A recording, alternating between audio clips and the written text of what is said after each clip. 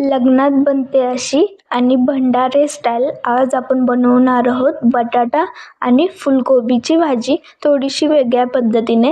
ह्याच्यासोबत मी टुमटुम फुगणाऱ्या अशा पुऱ्या पण बनवल्या आहेत। तुम्ही या नाश्त्यासाठी किंवा जेवणासाठी पण खाऊ शकता। खूप मस्त होती ही रेसिपी। तुम्ही माझ्या चॅनलवर नवीन असाल तर माझ्या चॅनलला सबस्क्राईब करा।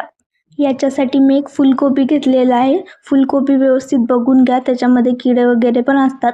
आणि मी इथं फुलकोबी पण चिरून घेणार आहे आणि फुलकोबीचे जे फुलं असतात ना तेच काढून घेतलेलं आहे। जास्त त्याला चिरलं की काय होतं ते बारीक त्याचा भुरा पडायला लागतो। आणि इकडे मी बटाटा पण एकदम मोठं बारीक असं नाही चिरलं, मोठंच ठेवलेलं आहे। आणि इकडे मी कांदा पण घेतलेला आहे। कांदा आपल्याला स्लाइसमध्ये एकदम काटायचा आहे, बारीक चिरायचा नाही, स्लाइसमध्ये काटायचं आहे, कारण की आपण त्याला परत तळणार आहोत।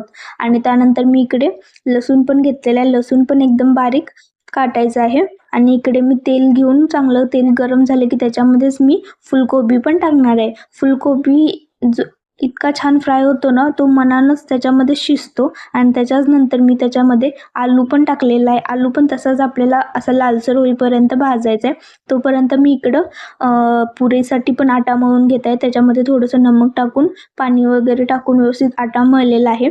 आणि पुरीसाठी आटा थोडासा घट्टच मळायचा। आणि इकडे आलू पण बघू शकता खूप छान असे लालसर झालेले आहेत। इकडे मी स्लरीसाठी एका वाटीमध्ये जिरा पावडर, धनिया पावडर, थोडीशी हळद, लाल तिखट आणि थोडंसं टेस्टसाठी मटन मसाला पण टाकलेला आहे। त्याच्यामध्ये थोडंसं पाणी टाकून स्लरी आपण करून घेऊयात। स्लरी खूप छान होते। इकडे तेलामध्ये पण मी कांदा टाकून घेतलेला आहे। कांदा पण आपल्याला चांगला भाजायचा आहे लालसर होईपर्यंत। आपण बिर्याणीला कसा कांदा भाजतो ना तसा कांदा भाजून घेतलेला आहे। आणि परत त्याच तेलामध्ये अजून थोडंसं तेल ओतून त्याच्यामध्ये मी जिरं, मोहरी आणि थोडीशी लाल मिरच्या असतात ना त्या पण टाकलेल्या आहेत, थोडासा तेजपत्ता आणि थोडीशी दालचिनी पण टाकलेली आहे विथ कढीपत्ता।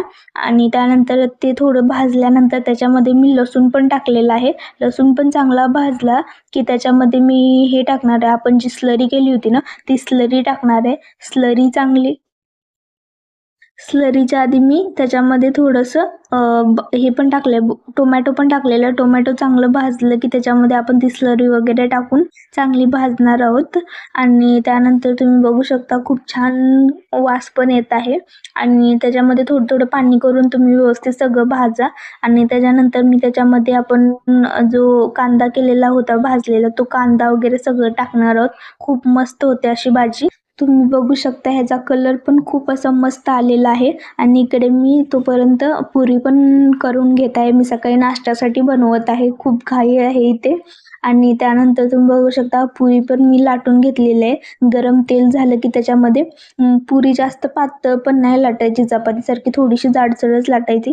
आणि टुमटुम फुगणारी अशी पुरी आपली तयार आहे। तुम्हाला हा व्हिडिओ कसा वाटला मला नक्की सांगा। आणि माझ्या व्हिडिओला लाईक करा आणि माझ्या चॅनलवर नवीन असाल तर माझ्या चॅनलला पण सबस्क्राईब करा। इकडे भाजी आणि आपली पुरी पण रेडी आहे। तुम्ही बघू शकता खूप छान झालेली आहे, एकदम भंडारेवाली झालेली आहे। आणि हॉटेलमध्ये वगैरे जशी बनवतात ना आलू गोबीची सब्जी एकदम तशी झालेली आहे। आणि तुम्हाला कशी वाटते मला नक्की सांगा। Thank you, bye guys, next video.